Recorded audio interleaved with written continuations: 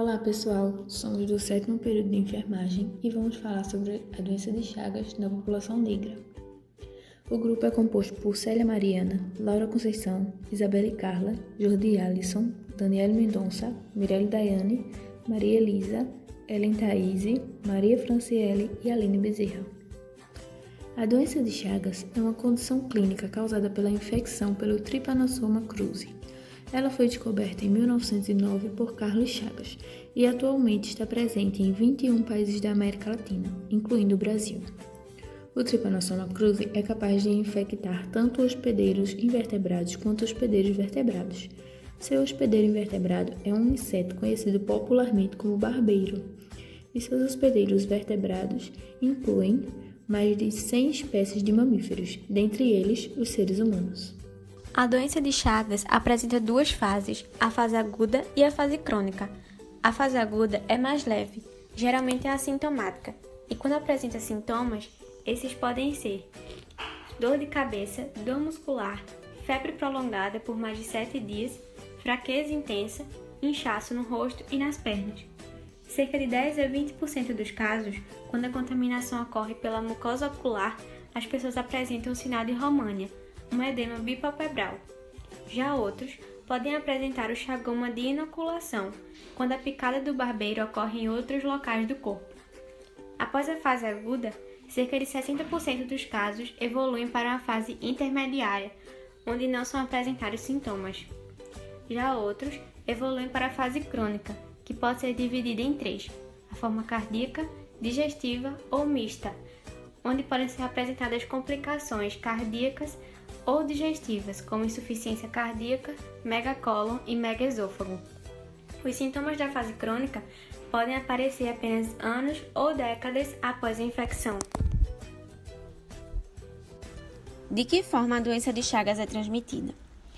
A transmissão vetorial é a mais conhecida forma de transmissão da doença de Chagas, onde ocorre através do contato com as fezes do barbeiro infectado após a picada ou repasto. Se tem também a transmissão oral, que é através da ingestão de alimentos contaminados, como açaí, cana-de-açúcar, carne de caça. Se tem também a transmissão vertical, que é através da passagem do parasito da mulher infectada para o bebê durante a gravidez ou durante o parto. E segundo a Sociedade Brasileira de Medicina Tropical, o diagnóstico dessa mulher durante a gravidez não é realizado e a criança nascida também raramente é rastreada, até mesmo nas áreas de ocorrência da doença.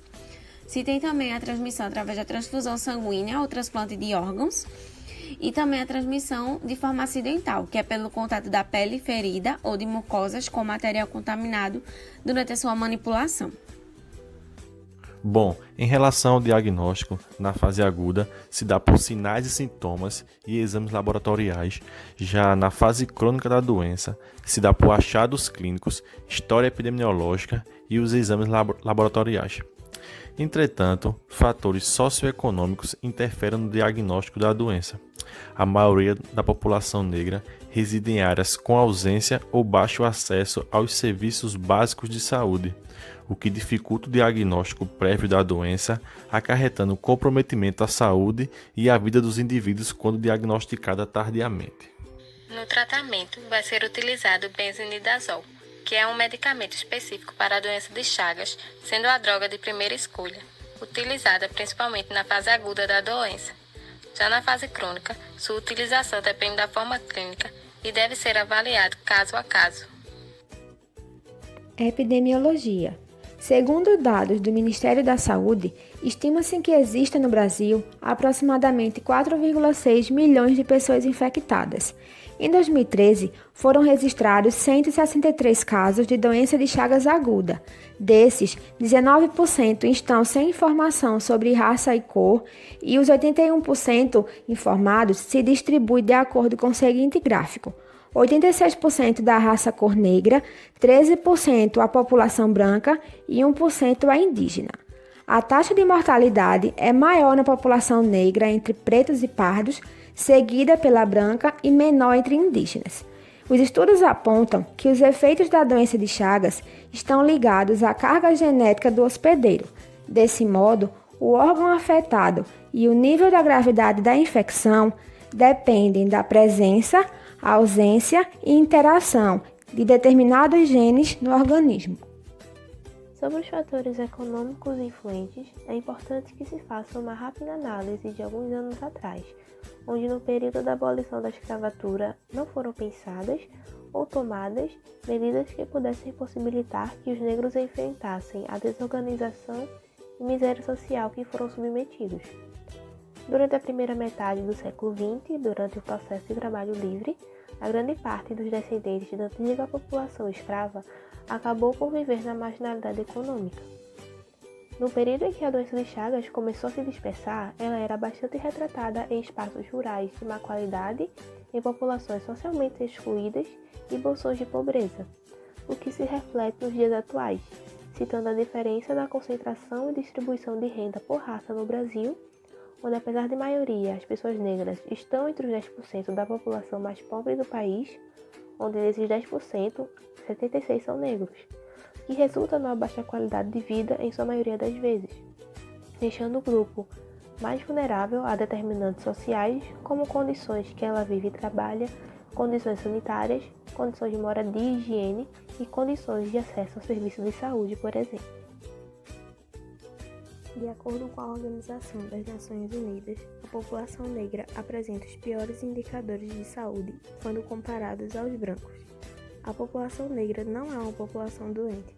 O que acontece é que ela vive com menos qualidade. O grupo é mais vulnerável às doenças porque está sob maior influência dos determinantes sociais de saúde, como o racismo, a insalubridade, as baixas condições sanitárias às quais estão submetidas.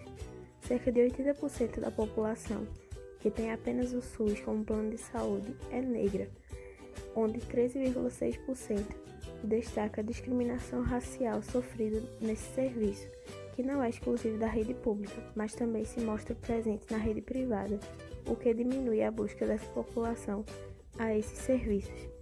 É extremamente importante identificar e reconhecer os problemas de saúde que afetam mais fortemente a população negra, sejam por fatores genéticos ou por condições de vulnerabilidade. Se esses dados não são utilizados para orientar as políticas, os planos e os programas, as mudanças nas condições de vida e no cuidado não acontecem. Não há insuficiência de dados, a qualidade é que precisa ser apurada. Segundo dados do IBGE, em 2015, 53,9% das pessoas se declararam de cor ou raça preta ou parda, o que corresponde a mais de metade da população brasileira. Apesar de serem maioria, a expectativa de vida para pretos e pardos é de 6 anos a menos que para os brancos. Em consequência disso, dentre as pessoas que chegam à terceira idade, apenas 7,6% delas são pretas e 35,3% são pardas. Mesmo após mais de 130 anos da escravidão ter sido abolida no Brasil, e mesmo sendo a maioria entre os brasileiros, a população negra ainda sofre com o racismo. E como disse a filósofa e escritora Djamila Ribeiro em uma entrevista para a BBC News Brasil em relação a isso, todo mundo sabe que existe, mas ninguém acha que é racista. Atuação da enfermagem. Na atenção primária à saúde é possível que ocorra a identificação dos riscos da população negra descrita em um território pelo enfermeiro, podendo assim fornecer subsídios para a redução da suscetibilidade dessa população à doença de Chagas. Sobretudo, a assistência deve ser feita com equidade, em que a equidade significa oferecer mais, oferecer uma assistência melhor a quem mais precisa. Então, que assim seja, a assistência aos negros, que tanto sofreram antigamente e infelizmente ainda sofrem atualmente. A população negra presencia a vulnerabilidade econômica, política e social. No âmbito da saúde nacional, querem um atendimento de qualidade. Na epidemiologia, por diversas doenças, são os mais atingidos. Mas procure na assistência quem são os mais atendidos. A doença de Chagas mesmo é bem negligenciada. Muitas pessoas acometidas que nem são diagnosticadas. E adivinhem quem é o mais afetado? O preto que não recebe cuidado nem assistência adequada. Não só a doença de Chagas, mas tantas outras doenças. Temos dados, estatísticas que comprovam a incidência, mas se tem apenas uma política para direcionar a assistência. É de grande importância trazer o tema abordado e que possamos refletir que muito precisa ser mudado.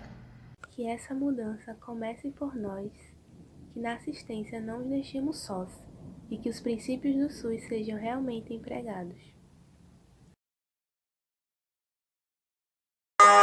Observe a procedência ao beber caldo de cana. Veja se o açaí tem uma origem bacana. Se forem higienizados, observados cuidados, a doença não te engana.